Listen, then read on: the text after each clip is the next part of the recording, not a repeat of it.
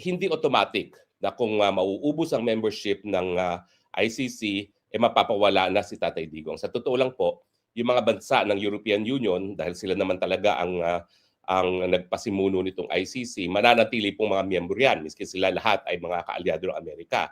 At kaya naman nilang sustentuhan yung korte. Pero ang implication po, kung karamihan ng mga bansa ay bibitiw na sa ICC, mawawalan ng moral ascendancy ang ICC bilang isang international court. Hindi na siya tatawagin international court, siya ay tatawagin ng European Court. So yan po ang latest sa ICC. Ang latest naman po sa impeachment ni Inday Sara, siguro nakita nyo naman yung mga katawa-tawang mga bagay na nangyari kanina. Yung tinanong ni Attorney Powa on Cross, meron ka bang nalalaman na kahit isang sentimo na ginamit ni Vice President Sara Duterte para sa kanyang personal na packet? Ang sabi ni Lona Kapunan, "Hoy, wag kang sasagot." Ano ba 'yan? At malinaw din po na itong testimonya nitong COA auditor neto ay mga observations lamang. Hindi po ito mga COA findings na, dahil mga COA findings ay talagang COA mismo nag-i-issue in the form of notice of disallowance. At itong mga observation reports niya ay hindi po mga notice of disallowance. So baliwala po yung mga obserbasyon niya.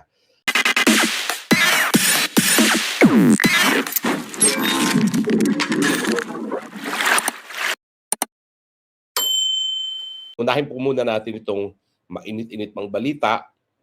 Meron na naman pong bansa na bumitiw sa International Criminal Court. Ito po ay ang bansang Chad. Ang bansang Chad po ay ang pang-apat na bansa na galing sa Africa na nagbigay notice na sila'y bibitiw na sa ICC. Bago po ang Chad, 3 African states, ang Burkina Faso, ang Mali at ang Niger ay nagsabi na sila'y bibitiw na rin sa ICC. Bago nga po yan, ang Burundi at ang Pilipinas ay tapos na po yung proseso ng pagbibitiw. So ngayon po, meron din mga bansa na nagsabi na bibitiw sila pero binawi. Yan po ang mga bansang Hungary, South Africa, and Gambia. Ako po ay naniniwala na ang susunod na bibitiw talaga ay magtutuluyan ng bibitiw ang South Africa at ang Gambia, kasi nung minsan nagbigay na sila ng notice na bibitiw sila. So ito na pong mga pag-withdraw, lalong-lalo na nagaling sa African states, sa tingin ko hindi naman po yan dahil sa banta ng Amerika na talagang kailangan mga kaalyado nila ay bumitiw, no? Karamihan naman po itong mga African states na ito ay hindi naman talaga alyado ng Amerika, dahil mas malapit ang kanilang relasyon sa mga European states na sumakop sa kanila, at ang dahilan kaya sila bumibitiw ang tingin nila patuloy na pananakop sa kanilang pagiging soberenya mga bansa ang pagiging miyembro ng ICC. Gaya nga na sinasabi natin sa kaso ni Tatay Digong na hindi dapat ng ICC ang siyang maglilitis sa mga kaso na di umanong nangyari sa ating teritoryo, dahil tayo isang malaya at soberenyang bansa, kinakailangan mga Pilipinong hukuman ang maghahandle niyan. Pero itong Chad withdrawal po, sa tingin ko, isa pa lang ito sa marami pang mga bansa na bibitiw. Ang prediction ko nga po, South Africa, Gambia, dahil minsan na sila nagbigay ng notification, tutuluyan na. At matapos yan ay yung iba pang miyembro ng African Union. Meron pong 55 states na members ng African Union. At kung bibilangan nyo po, 4, 5. 5, tapos yung South Africa at saka ang South Africa at saka ang Gambia ay nagbigay na. So dun sa 55 na yon, less 7, ang natitira po ay 48, no? So sa tingin ko sa 48 states na yan, baka halos lahat sila ay bumitiw na sa lalong mabilis na panahon. Sabihin na lang natin na bago pa nagbanta ang Amerika na kinakailangan talagang brick by brick buwagin ng ICC, itong mga African nations neto ay nagrereklamo na sila ay pinagdidiskitahan ng ICC na para bagang wala nang ibang pupwedeng malitis. Kaya naman ang ginawa ng dating prosecutor na taga-Africa, kinasuhan nga si Tatay Digong para sabihin, meron kaming Asyanong linilitis, hindi lang mga Aprikano. Pero a bit too late, kasi mga bagong kaso na nasasampa sa ICC at yung mga warrants of arrest na ini-issue ay laban lahat sa mga African nations. Tayo nga lang po at dihamak na hindi African nation na lately ay sinampahan ng kaso. Maliban na yan doon kay Putin at saka kay Netanyahu na alam naman natin na hindi nila mahuhuli kasi hindi nila hindi sinisuko ang kanilang mga tao ng kanilang gobyerno, di gaya ng gobyernong bangag na sila pang nagsuko sa ating mahal na Presidente Duterte diyan sa ICC. O nga pala ho, kumakalat ang chismis na si Senator Bato de la Rosa daw po ay naaresto, no? Wala pa pong kumpirmasyon. Pero sa tingin ko, hindi talaga sila magbibigay ng kumpirmasyon kung tuluyan o kung totoo yan at diretso nang ipadadala sa dahig. Ako naman po, dahil kaibigan naman natin si Bato, no? Handa naman po tayo na magbigay ng tulong kay Senator Bato. Kung hindi ngayon po, kasi ngayon ay nag-aantay pa rin ako ng decision sa asylum ko para magkaroon ng travel document. Kinakailangan kasi ng travel document o passport para ikay maging abogado sa ICC dahil tatatakan doon ang iyong visa bilang ICC counsel. Na-revoke nga po yung aking visa yung passport ng gobyernong Pilipinas.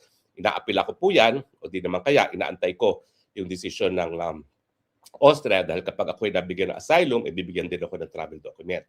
Pero nakipag-ugnayan na po ako, dati-dati pa, na meron ako mga pinakilalang abogado na sa kampo ni Senator Bato at handa naman po silang saluhin si Senator Bato kung totoo na nahuli na siya at papunta na siya dito sa dahig. Huwag po kayo mag-alala.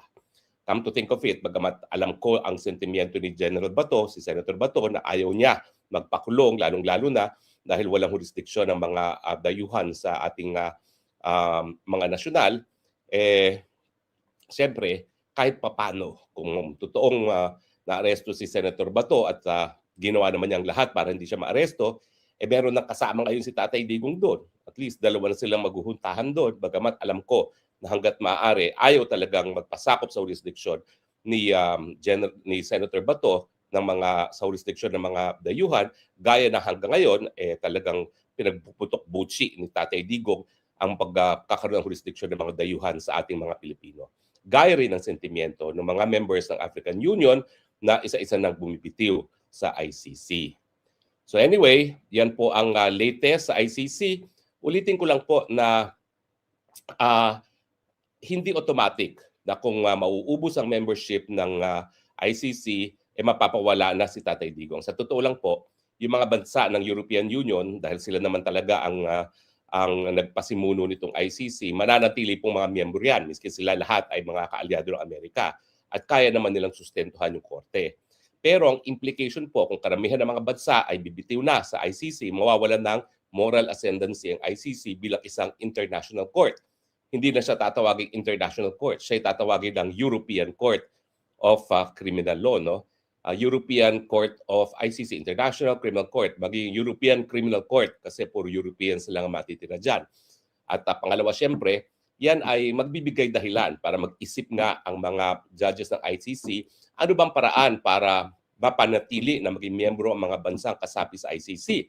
Kung ang number one na reklamo ng mga miyembro ng ICC ay dahil naghihimasok ang ICC sa mga bagay-bagay na nakakareserba sa mga lokal na hukuman, ayan, po pwede nilang sabihin, tama naman na itong kaso ni Tatay Digong, dahil hindi nasunod ang ICC, na hindi siya hinarap muna sa Philippine courts, ay dapat siyang mapalaya.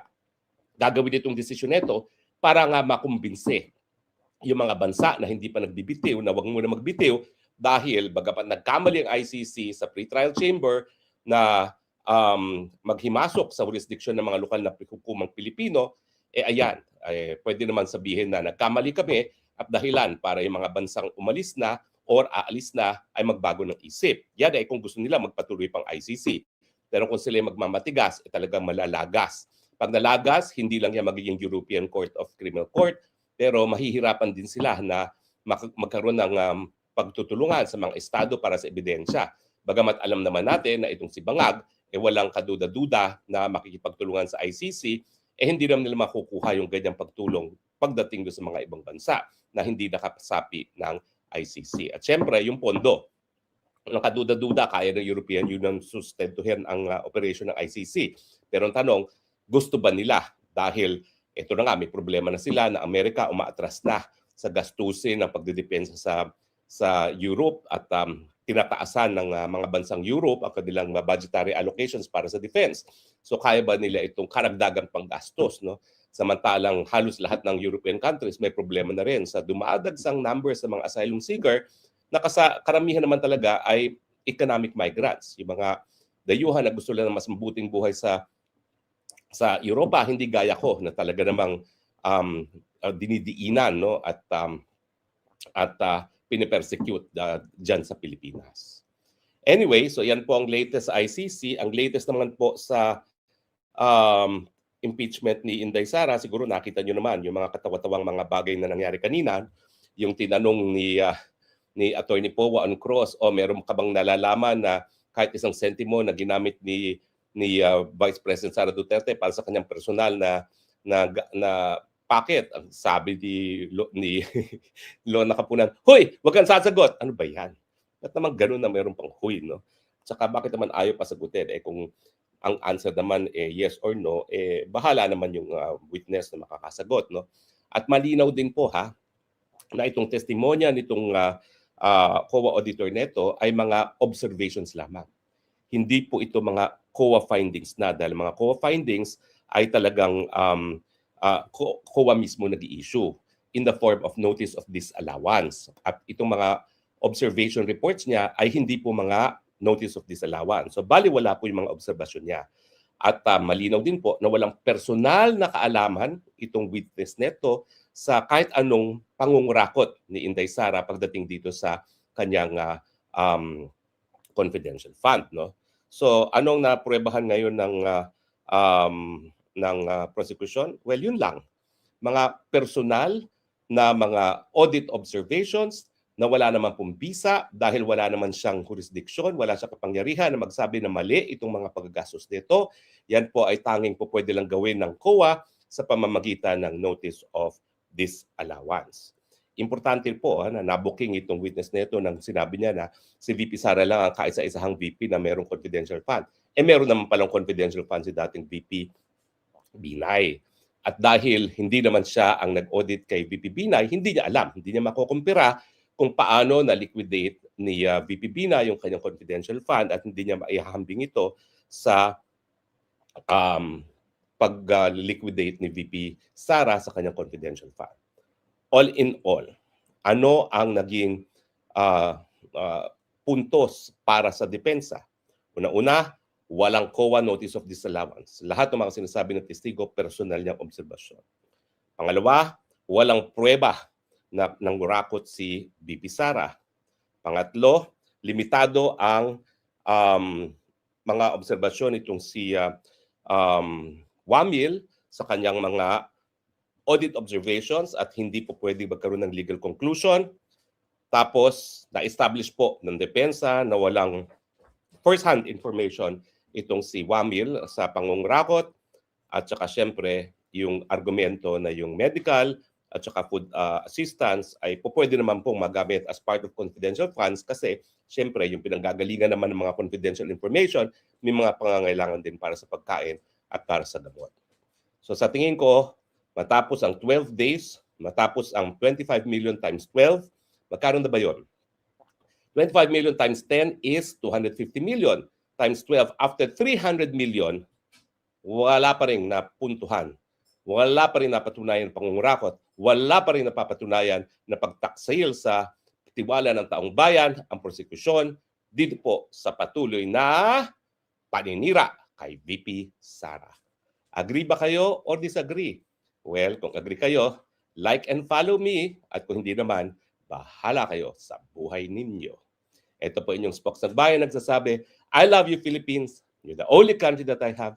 You're the only country that I will love. God bless the Philippines. And